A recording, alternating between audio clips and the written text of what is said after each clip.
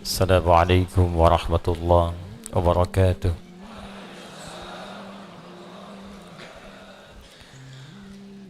الحمد لله الذي خلق الإنسان من علق. الحمد لله الذي وعدنا لنكون من عباد الله المهديين. الحمد لله الذي أنزل القرآن وفيه شفاء وهدى للعالمين. ثم الصلاة والسلام على رسول الله نبينا ومولانا محمد وعلى آله وصحبه ومن والاه وبعد. فيا عباد الله، أوصي نفسي وإياكم بتقوى الله فقد فاز المتقون، فلا تموتن إلا وأنتم مسلمون. فقال تعالى: يا أيها الذين آمنوا اتقوا الله حق تقاته ولا تموتن إلا وأنتم مسلمون. Saudara-saudariku, alhamdulillah kita masih diberikan kesempatan untuk beribadah dan mempelajari sebagian dari tuntunan syariat agama kita di masjid ini. Semoga seluruh niat kita diikhlaskan oleh Allah Subhanahu wa taala, karena seluruh ibadah akan bergantung kepada niatnya. Demikian Nabi Muhammad SAW menyampaikan pesan kepada kita dalam satu hadis yang diriwayatkan oleh sahabat mulia Umar bin Khattab Abi Hassin radhiyallahu taala anhu, dan dinukil oleh Al-Imam Al-Bukhari dalam pembuka kitab sahihnya pada nomor hadis yang pertama dalam kitab Bad'ul Wahyi. Innamal a'malu binniyat wa innama likulli imri'in ma nawa. Sungguh seluruh aktivitas, pekerjaan, apalagi ibadah itu akan bergantung kepada niatnya. Ini setidaknya memiliki dua makna utama. Pertama, semua hal yang terkait dengan motivasi, khususnya niat, itu akan sangat menentukan capaian, kesungguhan, dan kesuksesan sebuah pekerjaan. Jadi kalau niat kita sempurna dalam mengerjakan sesuatu, maka motivasi untuk mengerjakan pekerjaan itu pun akan maksimal dan sempurna. Anda niatnya sempurna untuk belajar, maka semua energi kita pun itu akan maksimal digunakan untuk belajar. Anda bekerja dengan niat yang tulus menyempurnakan pekerjaan, maka energi kita pun akan sempurna untuk memaksimalkan pekerjaan yang kita tunaikan. Dalam pendekatan ukhrawi atau akhiratnya, maka niat akan menentukan nilai pahala yang Allah berikan kepada kita terkait aktivitas yang kita tunaikan sebagai ibadah ataukah bukan. Jadi begitu kita kerjakan diniatkan karena Allah, maka berubah ia menjadi ibadah, dan disitulah kemudian memiliki nilai pahala. Tapi sebaliknya, sekalipun itu tanpa ibadah, bagian dari ibadah, tapi niatnya tidak ditujukan untuk kepentingan ibadah, maka dia tidak memiliki nilai pahala di hadapan Allah Subhanahu wa taala. Saya berikan contoh begini, misal dia terlihat seperti ibadah, Salat itu ibadah, infak itu ibadah. Tapi ada orang yang bahkan dicela oleh Allah ketika salat, tidak dianggap ketika infak. Siapa mereka? Yaitu orang yang tidak meniatkan ibadahnya untuk ibadah. Fawailul lil musallin, celaka orang salat. Anda bayangkan, orang salat ada yang dinilai celaka, apalagi yang tidak salat. Tapi siapa yang salat dan celaka ini? Alladzina hum an salatihim sahun, yaitu orang yang lalai dalam salatnya. Lalai yang dimaksudkan apa? Apakah lalai ini lupa rakaat? Apakah lalai ini melambat-lambatkan salat? Ternyata definisi lalai yang pertama yang disebutkan di ayat ini, teruskan ayatnya, alladzina hum yuraun. Pertama, yang lalai dalam niatnya. Lalai dalam niatnya. Seorang yang ibadah, motivasinya ingin dilihat Allah. Ini yang paling pertama dari niat. Ketika seorang ibadah, maka keinginannya dilihat oleh Allah. Itu yang disebut dengan ihsan namanya. Hadis Muslim nomor hadis yang ke-8. An ta'budallaha ka'annaka tara fa illam takun tarahu fa innahu yarak. Maka engkau menjadikan ibadahmu itu semua ingin dilihat oleh Allah. Walaupun engkau tak mampu melihatnya, maka engkau yakin kau diperhatikan oleh Allah Subhanahu wa taala. Ingin dilihat oleh Allah disebut ihsan sifatnya. Orangnya disebut muhsin. Ingin dilihat oleh makhluk salah niat, maka disebut riya namanya. Alladzina hum yura'un. Maka terlihat seperti ibadah tapi disebut celaka oleh Allah Subhanahu wa taala karena gagalnya niat. Demikian infak. Orang yang infak dengan tujuan bukan karena ibadah, hanya ingin dilihat oleh orang lain, maka disebut oleh Allah seperti orang yang bekerja tapi tak ada nilai. Seperti mengumpulkan pasir-pasir yang lembut lalu dihempas oleh buih-buih air yang kemudian menghabiskannya. Quran surah kedua Al-Baqarah ayat 264. Ya ayyuhalladzina amanu la tubtilu sadaqatikum bil manni wal adza kalladzi yunfiqu malahu ria'an nas. Hei orang-orang yang beriman, jangan engkau gugurkan, batalkan. Jadi ada yang disebut oleh Allah batal amalnya. Salah niat, batal amal. Dikerjakan tapi tak punya nilai. Kayak orang kerja nggak punya gaji. Orang kerja tak dapat upah. Orang ibadah tak dapat pahala. Dan disebut oleh Allah batal amalnya. Seperti orang infak yang mengerjakan infaknya disertai dengan perbuatan yang merusak. Apa diantaranya? Orang infak yang riya ingin dilihat oleh orang lain. Demikian hal pertama yang kita kerjakan dalam setiap aktivitas. Niatkan semua pekerjaan kita karena Allah Subhanahu wa ta'ala, termasuk dalam mengikuti ta'lim yang kita hadirkan pada malam hari ini. Dengan niat yang ikhlas maka sempurna ilmu akan diberikan kepada kita. Dan dengan niat yang ikhlas karena Allah, tingkatkan takwa kepada Allah, maka akan dipermudah kita untuk menangkap dan mengamalkan pengetahuan yang kita pelajari. Itu yang dimaksudkan di intisari Quran surah kedua Al-Baqarah di akhir ayat 282. Wattaqullah wa yu'allimukumullah. Tingkatkan takwamu kepada Allah. Awal meningkatkan takwa kepada Allah memperbaiki niat. Ketika takwa ditingkatkan, wa yu'allimukumullah, maka Allah akan menambahkan padamu tambahan-tambahan pengetahuan. Semoga Allah memberikan kemudahan pada kita pada setiap apa yang kita pelajari. Kita memulai dengan mendoakan saudara-saudari kita, semoga yang sampai malam hari ini belum beriman kepada Allah dikuatkan jiwanya untuk bersyahadat sebelum ia wafat kembali kepada Allah Subhanahu wa taala.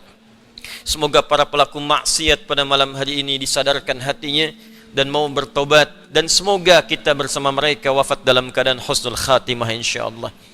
Dan kita juga berdoa semoga segala ujian, khususnya penyakit yang tengah kita hadapi bersama saat ini, COVID-19 atau yang dikenal dengan corona, diberikan kekuatan kita semua untuk menghadapi musibah ini.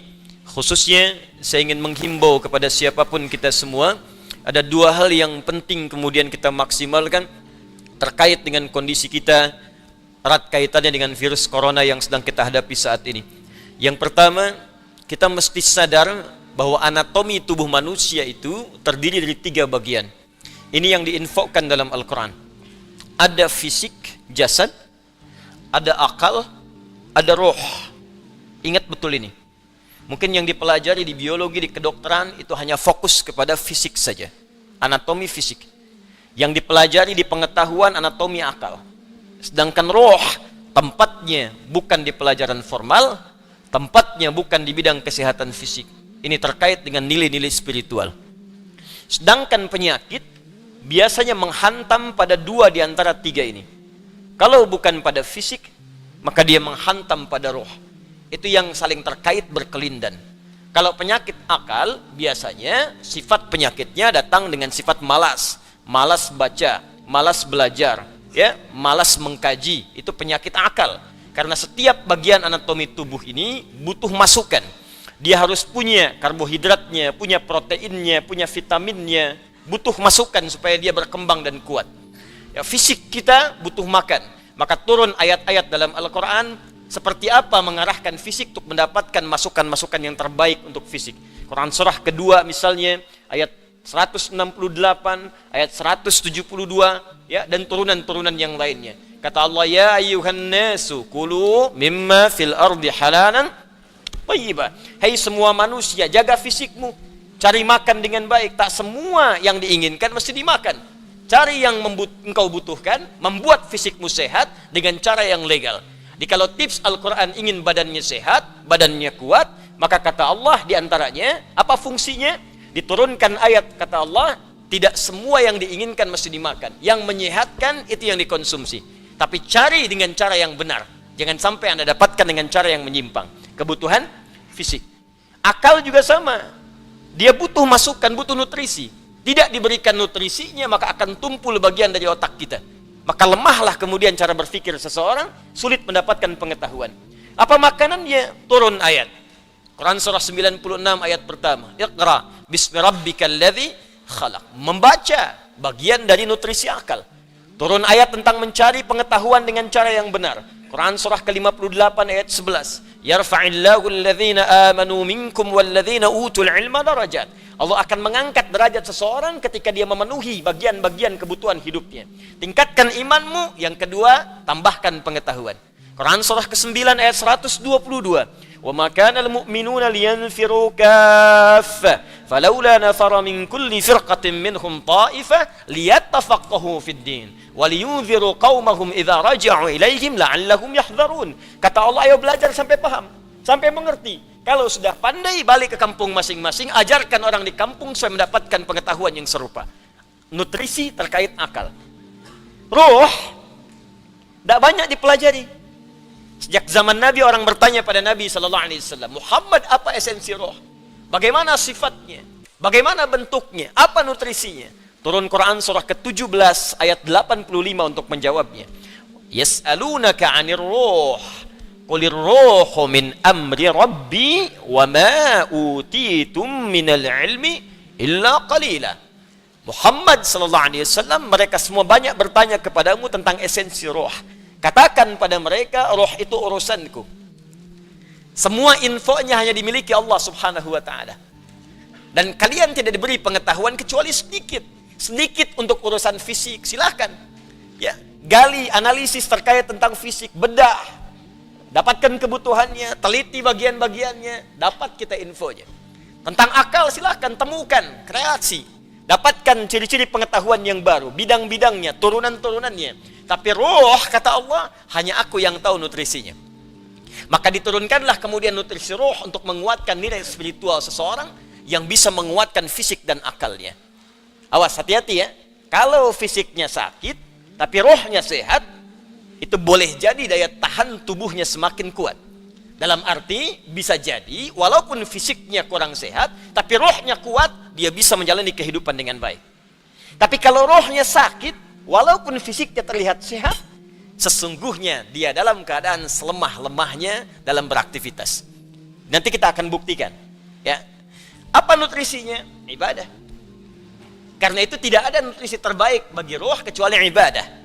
Untuk itulah kita diperintahkan sholat, diperintahkan mengaji, diperintahkan puasa, diperintahkan baca Al-Quran, diperintahkan tahajud. Apa esensinya? Untuk memberikan masukan kepada roh. Berikan makanannya supaya dia sehat. Berikan makanannya supaya dia kuat.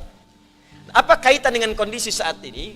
Dari hal yang saya paparkan ini, teman-teman sekalian, maka kita bisa bersama-sama menghadapi, ya, maaf, musibah yang tengah kita alami saat ini dengan virus corona. Kita bagi pada dua bagian. Pertama, secara fisik, rujuk Kementerian Kesehatan. Bagaimana informasi dari pemerintah yang disampaikan kepada kita, kita ikuti itu. Ya. Maaf, perilaku hidup yang sehat. Ya, kemudian cari makanan yang dibutuhkan yang kuat, hindari begini begitu, tipsnya kita ikuti karena itu ikhtiar. Ya, ikhtiar secara fisikal yang kita bisa ikuti pedoman-pedomannya. Tapi ada bagian juga yang sangat penting yang terkait dengan pedoman roh.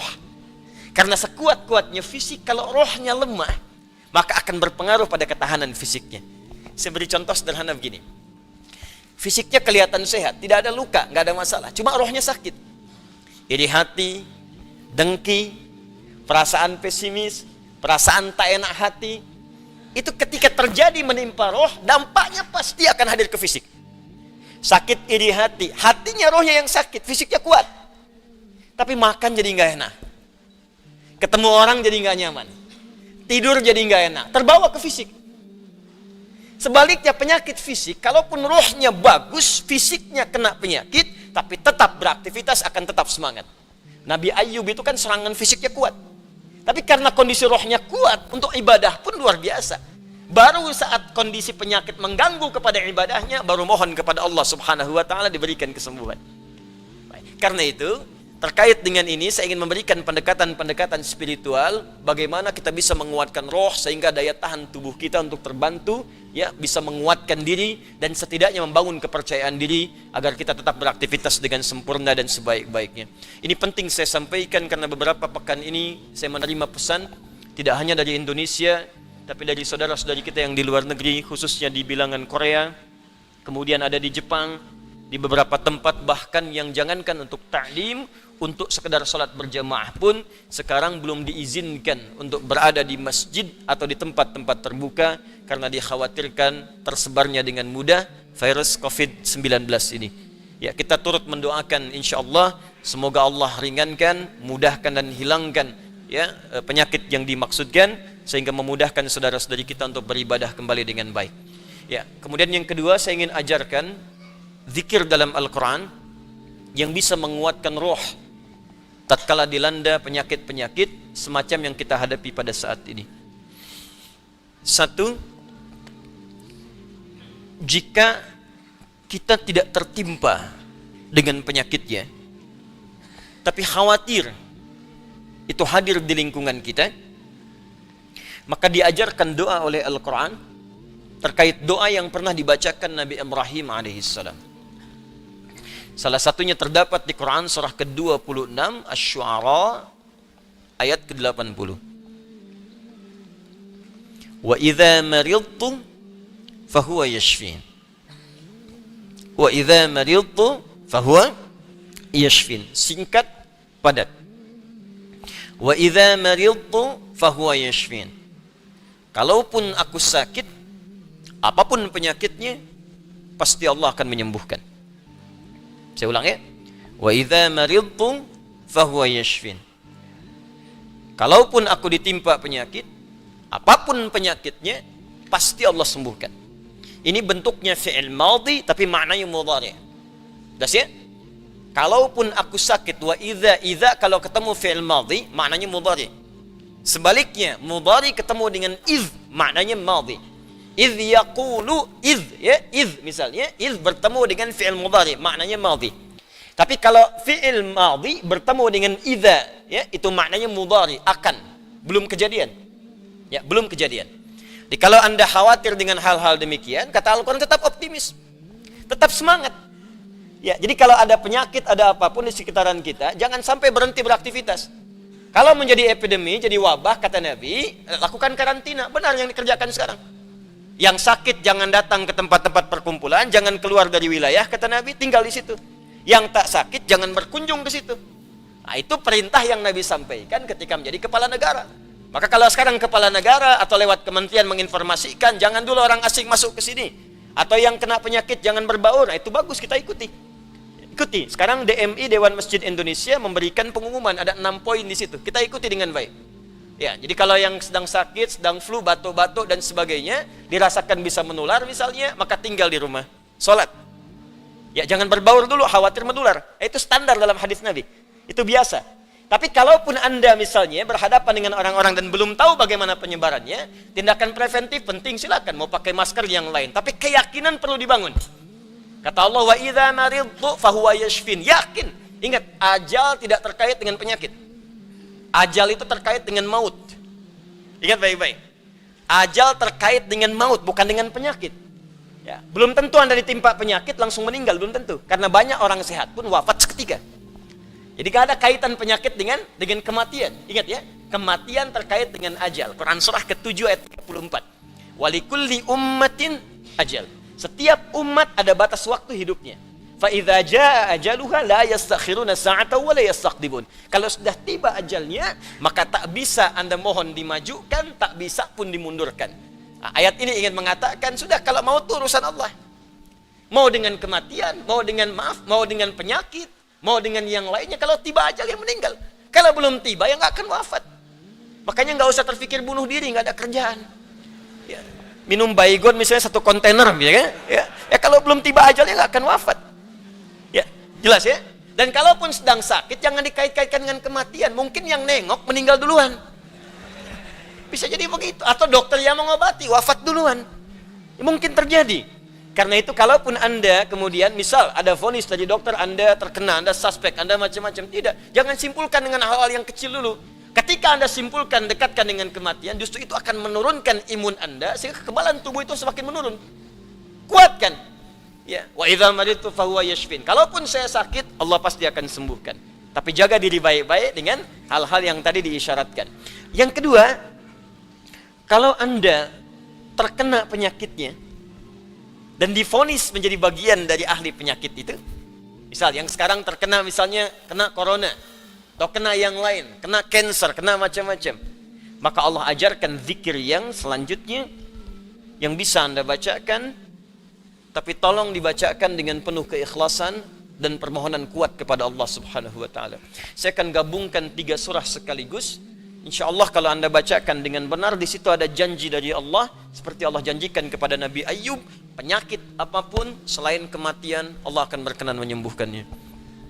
Pertama, saya urutkan dulu dari urutan ayatnya. Quran surah ke-17. Quran surah 17 Al-Isra. Ayat 82. Sudah? Ayat 82. Disambungkan ke Quran surah ke-21 Al-Anbiya. Ayat 83 sampai 84. Nanti saya bacakan ayatnya. Terakhir ditutup dengan Quran surah pertama Al-Fatihah ayat 1 sampai 7. Quran surah ke-17 Al-Isra ayat 82. Quran surah ke-21 Al-Anbiya ayat 83 sampai 84 dan ditutup dengan Quran surah Al-Fatihah ayat 1 sampai ayat 7.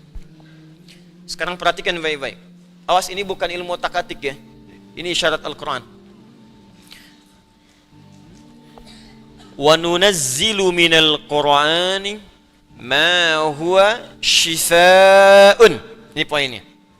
وَرَحْمَةٌ لِلْمُؤْمِنِينَ وَلَا يَزِيدُ الظَّالِمِينَ إِلَّا خَسَارًا.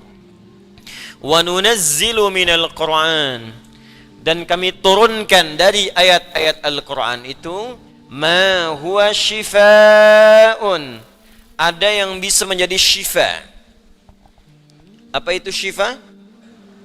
Obat. Apa itu obat? Syifa. Ibu syifa, ibu obat. Baik. Obat penawar itu ada 2 nama. Seperti penyakit pun ada 2 nama. 1, obat bagi penyakit fisik yang standar. Disebut dawa namanya, dawaun. Penyakitnya daun, obatnya dawaun. Ya, ada riwayat mengatakan likulli da'in dawaun. Setiap penyakit pasti ada obatnya. Kecuali kematian. Ya, kecuali kematian. Selain kematian, kata Nabi, ada obatnya. Ya, kalau kita mau kreatif, kita dapatkan analisis, dapatkan hadir. Ya, likulli da'in dawaun. Da itu penyakit fisik. Ya, pusing, sakit perut, sakit gigi, macam-macam. Kata Nabi, Anda kreatif, dapat obatnya. Obat untuk fisik ini disebut dawa namanya. Ada yang kedua, disebut dengan maradun. Maradun. Marad itu lebih kepada penyakit hati, penyakit jiwa, roh. Ini Quran surah kedua Al-Baqarah ayat 10. Fi qulubihim marad fazadahumullahu marada. Ada orang-orang munafik yang kena penyakit. Fisiknya sehat, kuat, ke masjid nomor 1, saf pertama dia. Cuma di hatinya ada penyakit. Ya, masuk masjid nyanjung Nabi, keluar masjid mencela Nabi. Nah, itu penyakit, hati-hati. Masuk masjid nyanjung-nyanjung, keluar mencela-cela. Di depan berkata baik, di belakang menjelek-jelekan. Ah, itu sakit. Itu sakit tuh. Ya. Apa penyakitnya? Marad. obat penyakit hati ini, maka namanya bukan dawa, tapi disebut dengan syifa. Syifa. Syifaun. Tahan, pelan-pelan. Jikalau ada orang iri hati, orang dengki, mohon maaf, orang terkena penyakit hati yang lainnya, maka obatnya tidak akan pernah ditemukan di apotek atau di rumah sakit tertentu. Silahkan Anda datang ke Kimia Farma, datang ke apotek-apotek yang Anda dapatkan di sekitaran, Century dan sebagainya. Tanyakan, ada nggak obat penyakit hati? Ada nggak obat iri hati? Ada nggak obat dengki? Nggak akan ditemukan. Kenapa? Karena mereka khusus menangani penyakit-penyakit fisikal, disebut dengan daun. Tapi kalau syifa, maka ini erat kaitannya dengan penyakit yang pertama ini, penyakit hati. Di mana ditemukannya? Kata Allah, wa nunazzilu minal Qur'an. Solusinya ada dalam Al-Quran. Maka nanti Allah turunkan beberapa amalan-amalan yang saat dikerjakan amalan itu bisa menghikis, menyembuhkan, bahkan menghilangkan penyakit-penyakit hati. Cari ayatnya. Maka Anda akan temukan kalimat-kalimat dalam Al-Quran, ayat-ayat bimbingan. Ini obat untuk menghilangkan malas. Ini obat untuk menghilangkan iri hati. Bahkan ini mencegah penyakit dengki. Kalau ada orang sekitaran dengki dengan kita, bacakan ayat ini. Turun surah Al-Falaq. Kalau ada orang munafik, bacakan surat yang ini. Kalau ada orang ini, bacakan surat yang ini. Nah, pencegahan-pencegahannya, obatnya ditemukan bagiannya di Al-Quran. Tapi syifa juga memiliki makna yang kedua. Dia adalah obat bagi penyakit fisik yang sudah sulit ditemukan obat dan penawarnya. Kalau dokter sudah mengatakan, sudah ini nggak ada obatnya, ini belum ditemukan penawarnya, maka Allah turunkan kemudian beberapa ayat dalam Al-Quran berupa zikir-zikir tertentu yang kalau dilakukan dengan benar, maka melahirkan penawar yang tidak ditemukan secara fisikal. Apa diantaranya? Yuk kita bacakan Quran surah ke-21 Al-Anbiya ayat ke-83 sampai 84. Kenal Nabi Ayub? Bagus. Ada yang kenal di sini. Baik. Bukankah ujian Nabi Ayub salah satunya kena penyakit fisik? Bukankah ujian Nabi Ayub alaihissalam salah satunya kena penyakit fisik? Ya. Pertama ujian harta, habis semua asetnya. Yang kedua ujian keluarga, wafat semua anaknya. Yang kedua ketiga ujian fisik. Ditimpa, diuji dengan penyakit, maaf, yang belum ditemukan obatnya, tidak akan pernah dirasakan orang sebelumnya, tidak dialami orang setelahnya, saking parahnya penyakitnya. Dokter mengatakan sudah nggak ada obat. Orang mengatakan secara klinis mustahil sembuh, nggak ada obatnya. Maka apa yang dikerjakan oleh Nabi Ayub alaihissalam? Ingat, ini pesan dari Al-Quran. Ada isyarat begini, ketika manusia mengatakan, makhluk mengatakan ini mustahil, itu tanda pertama dari Allah supaya langsung kita diminta untuk memohon kepada Allah subhanahu wa ta'ala. Kalau ada orang mengatakan ini nggak bisa, itu langsung tanda langsung dari Allah supaya tinggalkan pendapat makhluk, minta kepada Khalik. Itu poinnya. Makanya seringkali ujian penyakit itu diantaranya mendorong kita untuk mendekat kepada Allah. Jadi kalau Anda diberikan penyakit sampai parah, nggak menyebut nama Allah juga, perlu dikasih apa lagi supaya ingat sama Allah? Jadi kalau diberikan yang paling parah, nggak sempat menyebut nama Allah juga, Anda perlu dikasih apa lagi? Karena itu seringkali ujian itu, kata Nabi, jika Allah mencintai seorang hamba, diberikan ujian supaya dekat dengan Allah. Innallaha idza ahabba 'abdan ibtala. Allah itu kalau sudah cinta dengan seorang hamba, diberikan ujian supaya ingat, nyebut. Mungkin sebentar lagi wafat, sebut nama Allah, dekatkan diri dengan Allah. Makanya, maaf ya, nikmat kesehatan itu berharga ketika sakit. Ya, syukur nikmat itu datang ketika sakit. Peningkatan ibadah hadir ketika sakit. Begitu diuji, ingat Allah. Nah, ini yang dikerjakan Nabi Ayub alaihissalam. Begitu penyakitnya sudah mulai mengganggu beliau ibadah, maka perhatikan zikirnya. Amalkan ini, bacakan dengan penuh ketulusan. Wa Ayyuba, dan kami buka kisah Ayub alaihissalam. Idh nada rabbahu anni massani yadurru wa anta arhamur rahimin. Ini zikirnya. Anni massaniyadh-dhurru wa anta arhamur rahimin. Anda boleh bacakan dari sini. Ya, anni massaniyadh-dhurru wa anta arhamur rahimin. Allahumma anni massaniyadh-dhurru wa anta arhamur rahimin. Allahumma anni massaniyadh-dhurru wa anta arhamur rahimin. Dalam tahajud Anda mohon kepada Allah. Yang divonis misalnya matanya sulit sembuh, yang divonis misalnya ini penyakit gak mungkin sembuh, yang divonis cancer macam-macam, minta Allahumma anni massaniyadh-dhurru wa anta arhamur rahimin. Ya Allah, penyakit ini sudah mulai mengganggu saya untuk bisa fokus ibadah kepadamu. Ini kuncinya.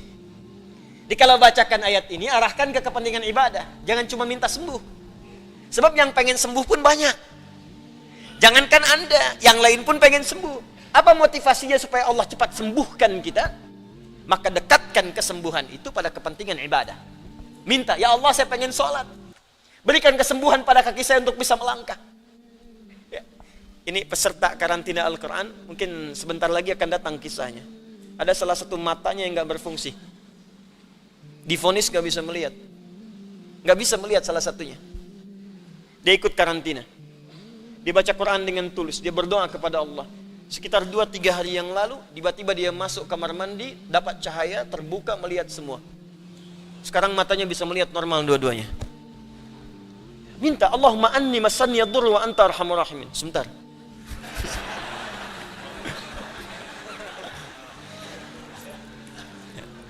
Ya Allah, ini penyakit sudah mulai mengganggu saya untuk ibadah. Saya pengen ke masjid ya Allah. Saya pengen Jumatan. Saya pengen jamaah ya Allah. Cuman karena ini saya nggak bisa lagi jamaah. Bukankah Engkau menyukai hambamu yang jamaah ya Allah? Bukankah Engkau menyukai hambamu yang sholat bersama ya Allah? Bukankah Engkau menyukai zikir ya Allah yang Kau dengar setiap waktu ya Allah? Wa anta arhamur rahimin, sedangkan Engkau yang paling sayang padaku. Kalau yang paling sayang saja tidak Engkau sembuhkan, lantas kepada siapa lagi aku mohon dan meminta? Kalau kepada yang paling sayang saja tidak menyembuhkan, kepada siapa lagi aku mesti meminta? Anda tahu apa jawabannya? Fastajabna lahu fakashafna ma bihi min dhurrin wa atainahu ahlahu wa mithlahu ma'ahum rahmatan min indina, ujungnya wa dzikra lil abidin. Kata Allah, kalau ada orang yang mengamalkan zikir ini seperti Ayub mengerjakannya, aku akan sembuhkan penyakitnya, hilangkan semua kesulitannya, bahkan aku kembalikan aset-aset yang dirasakan hilang. Anda biaya keluar sekian juta, puluhan juta, miliaran dibalikin oleh Allah, seperti Allah mengembalikan Ayub dan anak-anaknya plus aset-asetnya. Anaknya meninggal 12, sembuh kembali, istrinya hamil lagi. Setiap hamil, lahiran kembar, lahiran kembar. Lahiran sampai 12 kali, anak 24. Aset balik semuanya. Terakhir, bacakan surah Al-Fatihah dengan benar, karena Al-Fatihah disebut langsung juga oleh Nabi sallallahu alaihi wasallam sebagai syifa. Seperti pernah kepala suku saya kisahkan di pertemuan awal, tersengat kala jengking dan medis mengatakan tidak mungkin sembuh, diruqyah kemudian dibacakan itu dan Allah berikan kesembuhan. Wallahu a'lam bissawab. Ini bagian dari ikhtiar roh, bukan bagian dari pendekatan-pendekatan obat fisik. Dan semoga dengan itu Allah memberikan ketenangan, kemudahan, dan menghilangkan segala kesulitan di sekitaran kita insyaallah. Ini sebagai respon dari beberapa saudara-saudari kita yang meminta penguatan dan doa. Sekali lagi kita doakan semoga Allah meringankan semua apa yang kita hadapi saat ini. Kita akan mulai pelajaran kita setelah menunaikan salat Isya berjamaah, dan mari kita khusyukkan niat kita, kita khusyukkan ibadah kita. Semoga amal kita diterima oleh Allah Subhanahu wa taala. Assalamualaikum warahmatullahi wabarakatuh.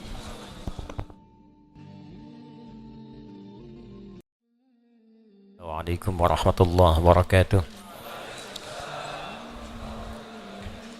Alhamdulillah wassalatu wassalamu ala Rasulillah wa ala alihi wa sahbihi wa man walah wa ba'du.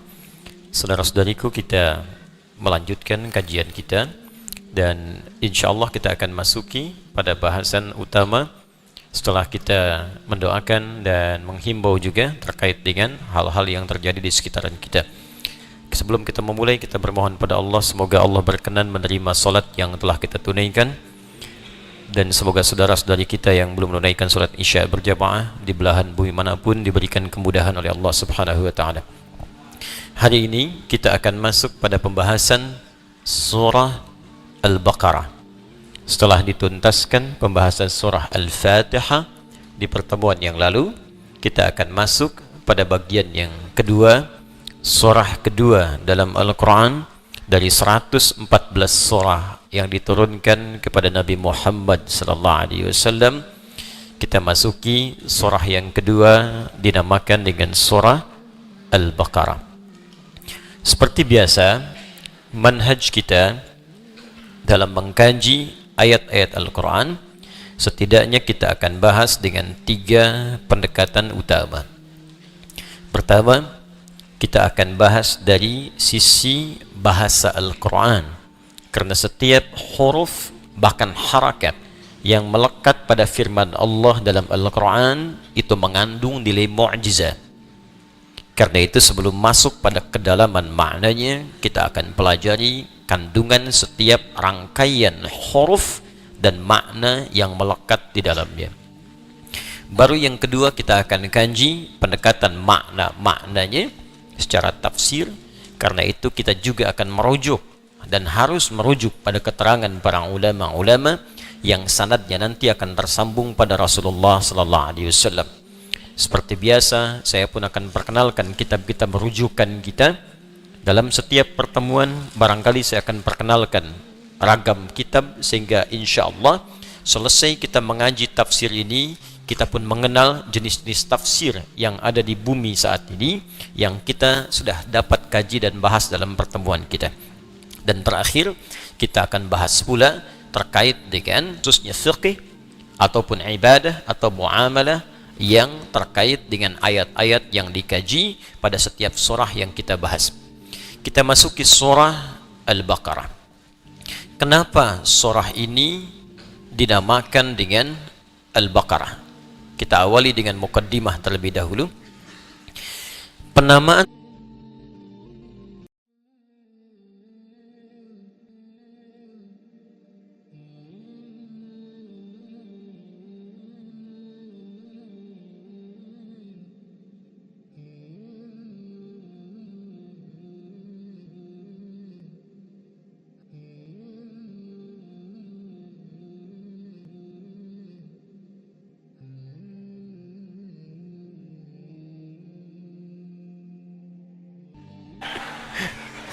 saya sengaja buka karena kadang ada akhwat masuk sana sini gitu kan, supaya tidak bercampur. Tapi kalau saya pakai berarti terlihat. Cuma nanti kalau saya baca kitab, kemungkinan besar saya pakai kacamata. Kalau lihat antum, saya buka kacamata. Ya, tapi bukan berarti saya lihat antum gak jelas gitu ya. Bukan. Konteksnya supaya saya bisa memandang dengan lebih baik. Nama yang melekat pada surah Al-Quran setidaknya mengacu pada 3 kriteria utama.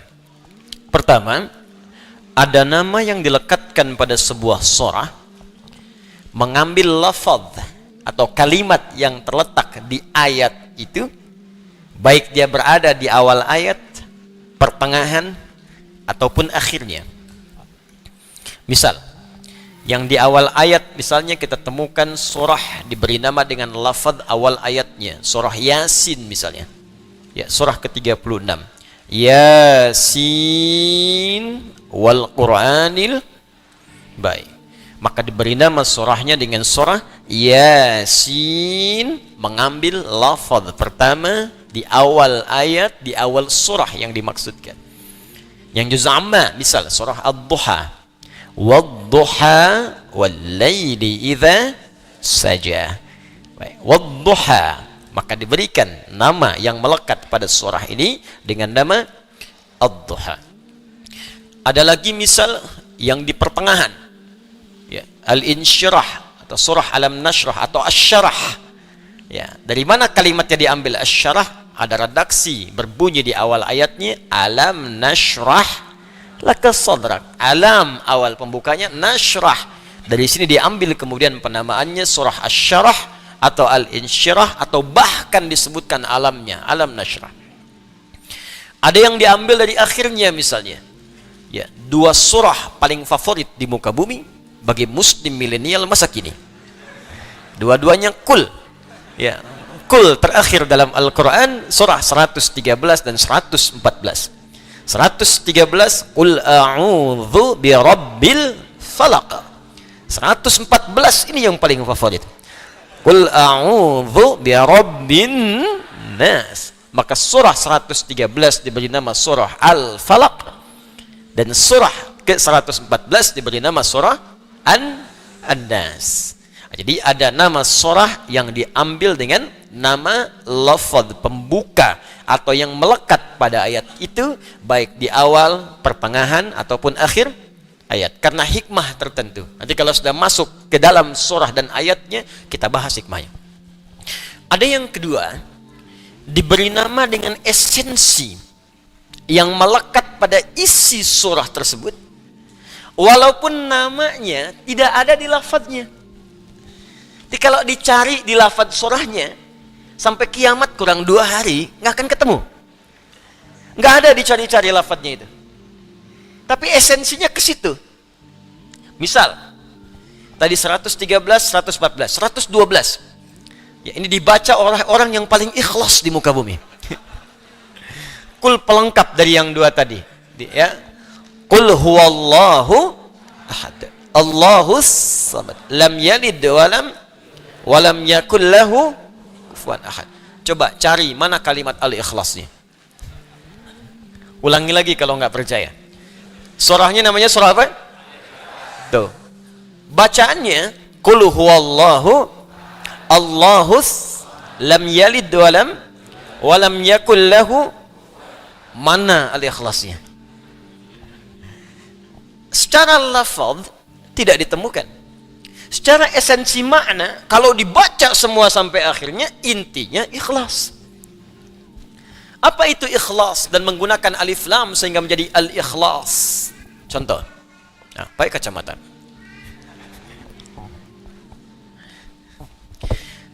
Al-ikhlas, begini tulisannya. Ya.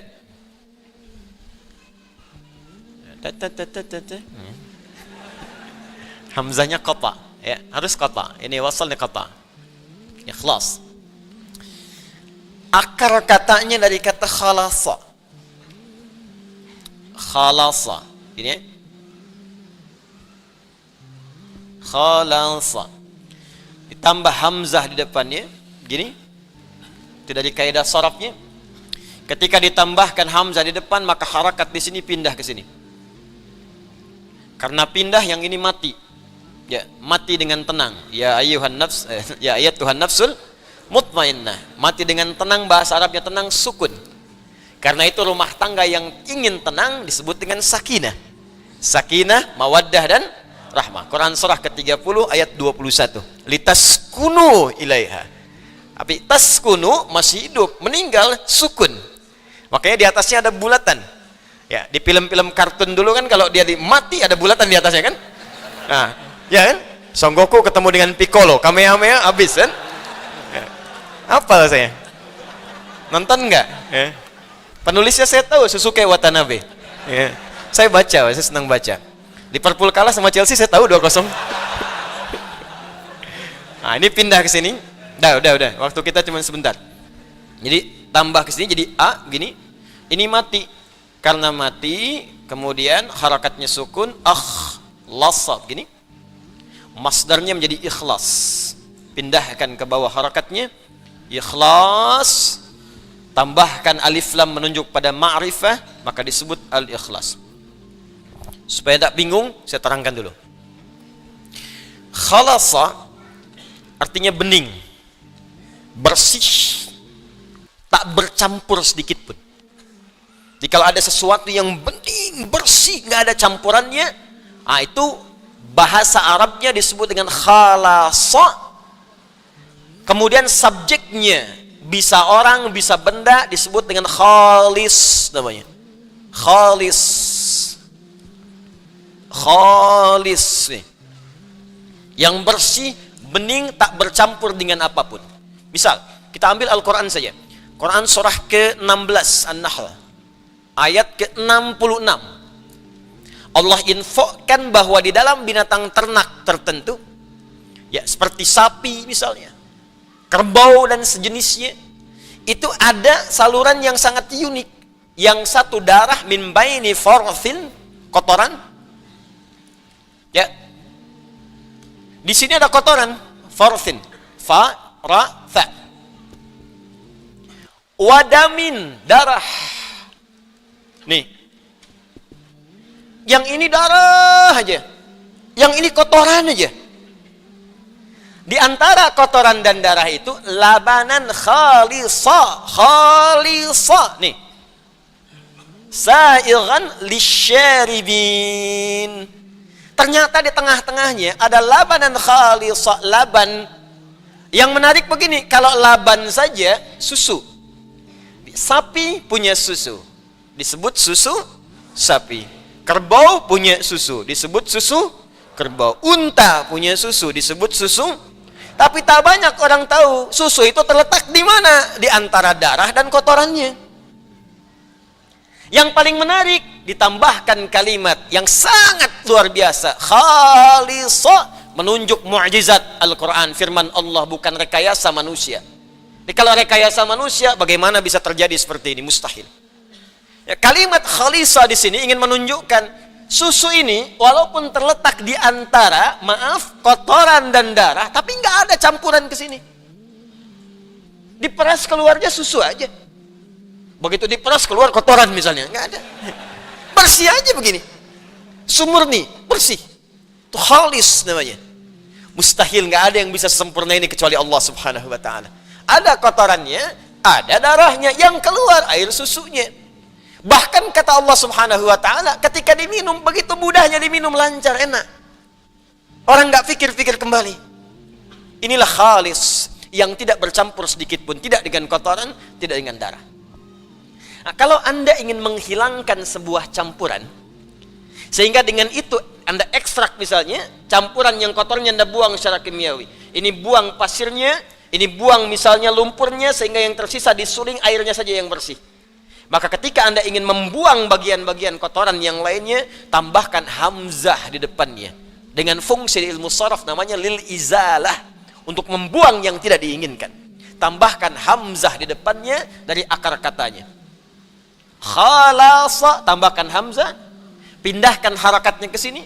Hamzah ini fungsinya lil izalah, izalati. Nah, ini untuk menyingkirkan, membuang, menghilangkan yang tidak diinginkan. Di kalau khalasa sudah bersih. Indaka la amal al'an, khalas. Apa masih ada pekerjaan sekarang? Sudah selesai.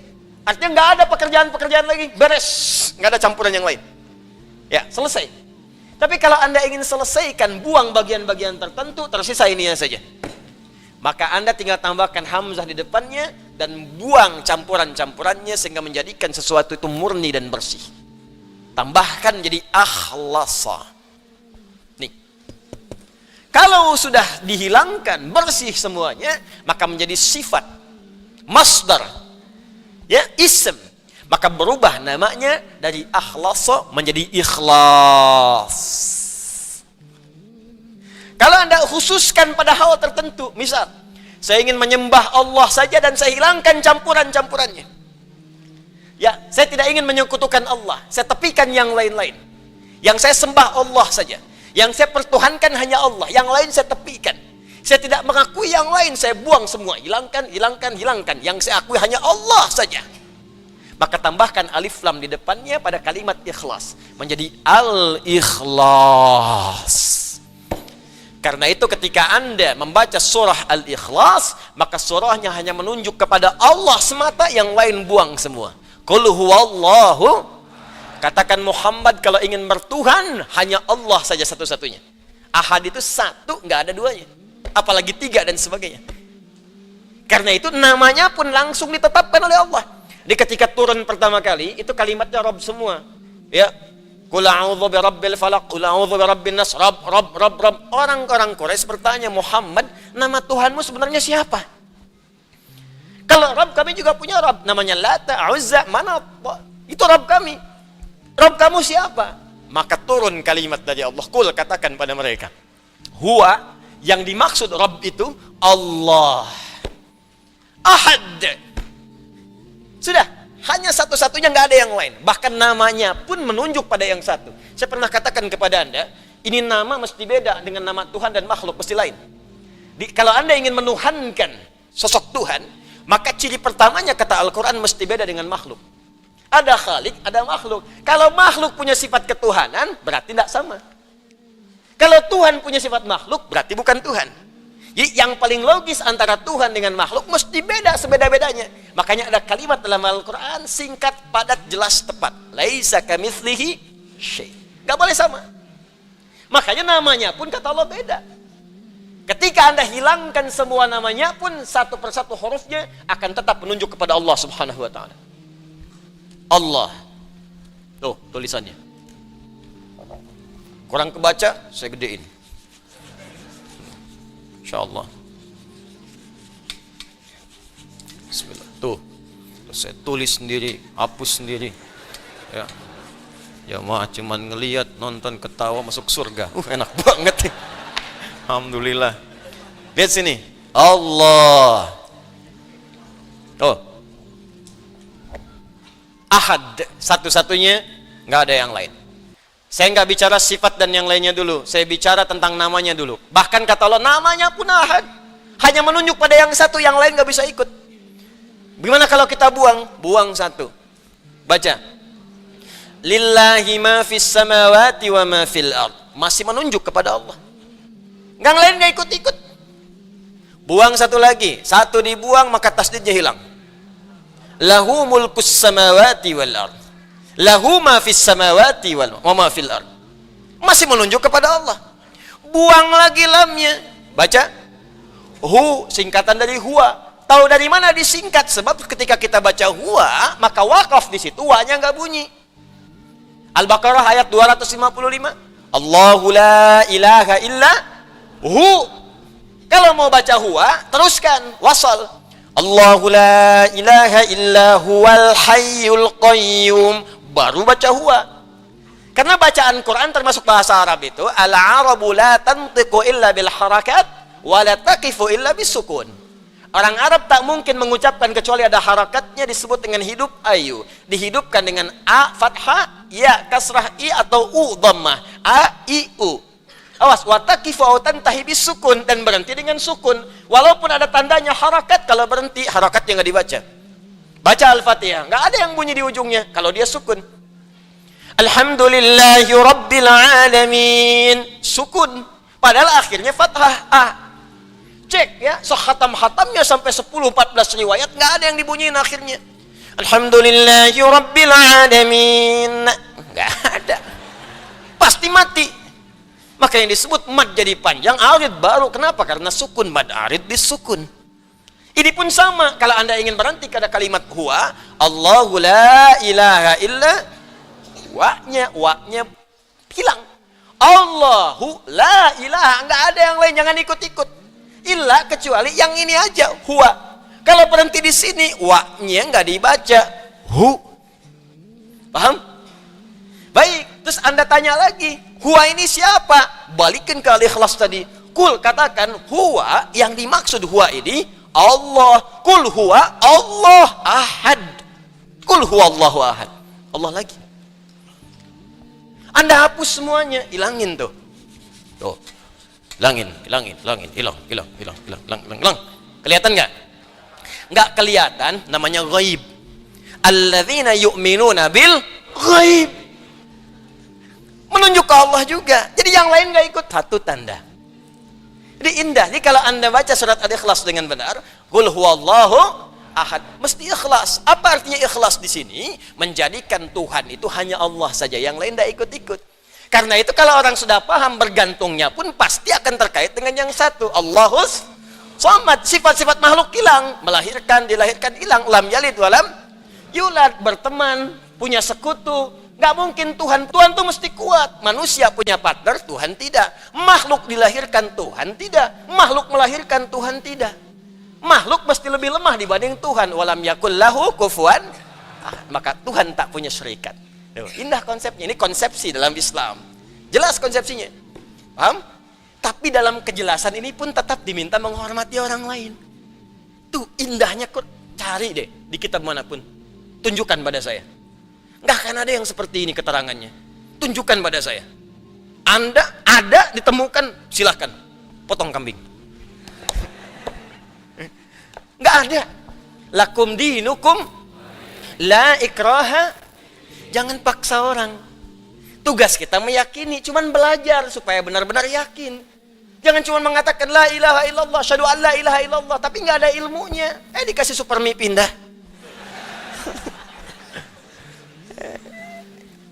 Kasih sarung pindah, kasih biskuit pindah. Makanya mesti ada ilmu. Ilmu itu kita pelajari, dikenal dengan ilmu tauhid namanya. Untuk mengesahkan Allah, dari kata ahad muncul wahada yuwahidu tauhidan. Itulah yang disebut Quran surah ke-47 ayat 19. Fa'lam annahu la ilaha. Terjemahkan dengan ilmu nahunya, baca dengan balaghahnya. Fa'lam, maka cepat mesti punya ilmu. Bukan sekedar dengan terjemah, maka ketahuilah, ya sudah tahu. Yang tahu itu diyakinkan. Bagaimana meyakinkannya? Cari ilmunya, pelajari supaya kita yakin betul menyembah Tuhan yang benar. Harus yakin, tuh agama pengetahuan Islam itu. Dituntut kita untuk tahu, cari. Pelajari kenapa Tuhanmu Allah. Itu Allah sendiri yang nyuruh. Sampai benar-benar yakin, makanya nggak goyah kita. Sampai yakin betul. La'annahu la ilaha illallah. Sampai engkau bisa tetapkan dalam jiwamu, nggak ada Tuhan selain Allah. Paham? Tapi dalam keadaan ini pun jangan paksa orang. Hormati orang lain, jangan ganggu. Kalau mau orang lain ibadah, silahkan ibadah. Jangan diganggu mereka. Kalau tanya, kita jelaskan. Kita dakwahi dengan baik. Mau masuk, alhamdulillah. Mau tidak, itu pilihan. Fair kan? Toleran tidak? Maka saya sering katakan, jangan ajarkan toleransi pada umat Islam. Sudah khatam, Cepi. Sudah lengkap semua. Toleransi, menghormati sudah. Tapi standar dalam setiap keyakinan, merasa yang diyakini itu benar. Itu sudah standar. Sudah standar. Saudara sebangsa kita, misalnya yang Kristen, yakin Kristen benar, makanya masuk Kristen. Yakin Hindu benar, masuk Hindu. Yakin Buddha benar, masuk Buddha. Kita yakin Islam benar, makanya kita Muslim. Jadi kalau ada orang mengatakan agama saya benar, itu sudah standar. Jadi kalau ada orang mengatakan begini, jangan mengaku paling benar, yang lain juga benar. Itu orang kurang sehat. Dia nggak tahu cara berpikir yang benar. Sudah pasti semua pemeluk agama meyakini agamanya itu benar, sudah pasti. Itu udah nggak perlu diajarkan kembali. Tapi bagaimana menunjukkan kebenaran yang sejati? Maka Quran menawarkan dengan elegan. Silahkan pelajari. Nih standar Tuhan begini. Yang di luar standar bukan Tuhan. Dan diajak berpikir kita cerdas. Ayo berpikir dengan objektif. Begini, begini, begini, muncul tulisannya. Dan muncul aturannya. Itu yang dikenal dengan ikhlas. Maka orang yang baca dan khatam al-ikhlas tidak akan mengatakan di lisannya semua agama sama. Menuju Tuhan yang sama. Walaupun caranya beda-beda, artinya dia belum hafal surah Al-Ikhlas. Baru bisa baca. Ya, kalau sudah khatam, sudah hafal, terpatri dalam jiwanya, hormati saudara sebangsa kita yang lain. Jangan ganggu mereka. Jangan macam-macam, bikin bom panci, bom kartel, bom kulkas, bom macam-macam, datang ke tempat ibadah orang, nggak boleh. Haram hukumnya. Jelas di sini?